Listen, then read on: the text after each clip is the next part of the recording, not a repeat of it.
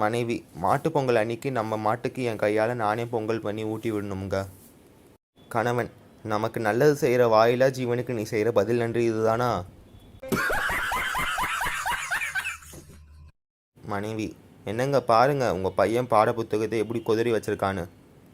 கணவன், நான் தான் சொன்னேனே அவன் படிப்பில் புலின்னு.